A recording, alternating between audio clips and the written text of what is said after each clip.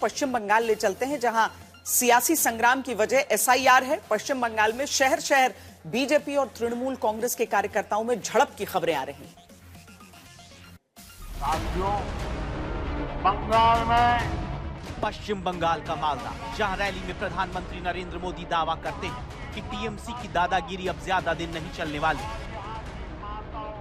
मैं आज भाजपा के प्रत्येक कार्यकर्ता से कहूंगा, टीएमसी की गुंडागिर्दी अब बहुत दिन चलने वाली नहीं है।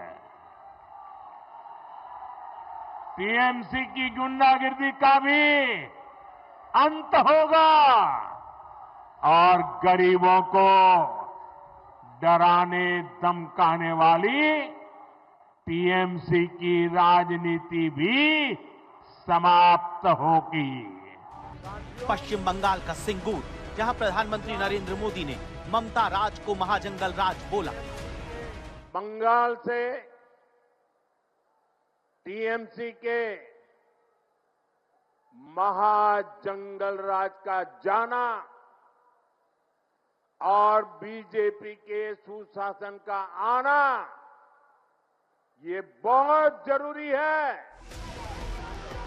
आसनसोल, दुर्गापुर, संदेशखाली और दक्षिण 24 परगना एसआईआर पर पश्चिम बंगाल के शहरों में बड़ा हंगामा हो रहा है।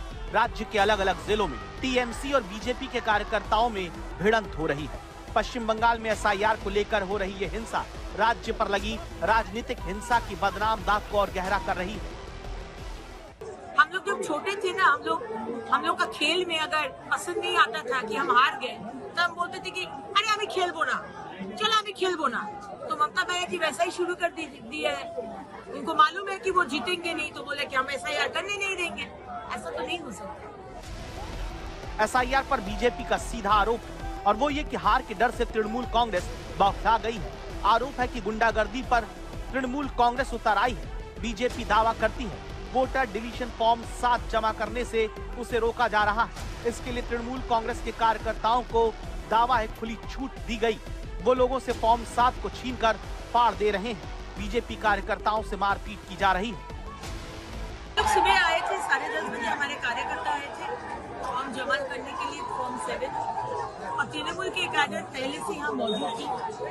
लोग को मारा, हेकल किया, महिला लोग को हेकल किया गया और बहुत सारे फॉर्म को फाड़ के जला दिया। तो हम लोग इसी से हम लोग उत्तर मांग रहे हैं। हमको फॉर्म 7 जमा करना है। अब कैसे जमा करेंगे आप लोग बता दीजिए, क्योंकि पश्चिम बंगाल का स्थिति और 12 राज्य जहाँ पर हो रहे 11 राज्यों उसका जैसा नहीं है। यहाँ पर हर विषय में झमेला, वायलेंस, अनार्की और पुलिस का कोई रोल नहीं है। आसनसोल में सारा बवाल एसडीओ कार्यालय के बाहर हुआ, जहां बीजेपी और तृणमूल कांग्रेस के कार्यकर्ता आपस में लड़ जाते हैं। बीजेपी ने आसनसोल दुर्गापुर के असिस्टेंट पुलिस कमिश्नर के खिलाफ जमकर नारेबाजी कर भेदभाव का आरोप लगाया। वहीं टीएमसी ने उल्टा बीजेपी को घेरा। আমাদের বক্তব্য হচ্ছে, যদি নাম বাদ দেওয়ার মতো কোনো যোগ্য থাকে নিশ্চিতভাবে বাদ দেবে, কিন্তু বিজেপিকে কে ঠিকা দিয়েছে। पश्चिम बंगाल के दुर्गापुर में भी फॉर्म 7 जमा करने को लेकर हंगामा हुआ। बीजेपी टीएमसी में यहां भी मारपीट हुई। बीजेपी ने आरोप लगाया कि उसे फॉर्म जमा करने से रोका जा रहा है। टीएमसी कार्यकर्ताओं ने डंडा लेकर बीजेपी कार्यकर्ताओं को मारपीट कर भगा दिया, जिसमें कई नेताओं को चोट लगी। तृणमूल के कुछ गुंडा वाहिनी वहाँ पर ऑलरेडी उपस्थित थे। उन्होंने हमारे ऊपर अमानविक तरीके से हमारे ऊपर अत्याचार किया, और जिस अत्याचार के फलस्वरूप आप देख पाएंगे कि मेरा आज ये उंगली टूट गया है।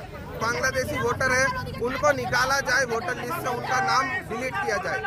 अगर इस काम को करने के लिए हमें अपना प्राण भी बलिदान करना पड़े तो उसके लिए हम जिम्मेदार हैं, उसके लिए हम तैयार हैं। बीजेपी आदमी लोग, ये लोग एक बोरा में फॉर्म 7 भर के यहाँ पर ले आया था। ये फॉर्म 7 भर के बोरा में क्यों ले आया था? हाँ, मैं यहाँ का नागरिक, तो मेरा नाम कर देगा नॉन इंडियन सिटीजन। तो हम लोग सब एंग्जाइटी में है, हम लोग देख रहे हैं किसका किसको नाम है। ये तो बात इलेक्शन कमीशन बीजेपी का एक ब्रांच ऑफिस हो गया है। दुर्गापुर में बीजेपी और तृणमूल कांग्रेस के बीच ये नारेबाजी दुर्गापुर सब डिविजनल मजिस्ट्रेट कार्यालय के बाहर हो रही है, जहां पर दोनों दलों के कार्यकर्ता आपस में भिड़ गए। टीएमसी को सबक सिखाना बहुत जरूरी है। यहां छोटे से छोटा टीएमसी का नेता खुद को बंगाल का माई बाप समझने लगा है। बंगाल में दंगाइयों को, लूटने वालों को, माफियाओं को खुली छूट मिली हुई है। आपको भी पता है कि यहां हर चीज पर सिंडिकेट टैक्स लगाया जाता है। इस सिंडिकेट टैक्स को, इस माफियावाद को भाजपा सरकार ही खत्म करेगी और ये भी मोदी की गारंटी है। मुर्शिदाबाद में बीजेपी ने आरोप लगाया कि टीएमसी कार्यकर्ताओं ने उसके जिला अध्यक्ष की गाड़ी तोड़ दी। बीजेपी नेताओं से एसआईआर का फॉर्म छीनकर उन्हें जला दिया। यहाँ पर भी एसडीओ यानी सब डिविजनल ऑफिस के दफ्तर के बाहर ये सारी नारेबाजी और हंगामा होता है। बीजेपी आरोप लगाती है कि जब मुर्शिदाबाद जिले के बीजेपी विधायक वोटर डिलीशन फॉर्म यानी फॉर्म 7 लेकर पहुंचे तो हंगामा हुआ। कागज छीनकर टीएमसी कार्यकर्ताओं ने फाड़ दिया। पुलिस के सामने तृणमूल ने गुंडागर्दी की, नारेबाजी की।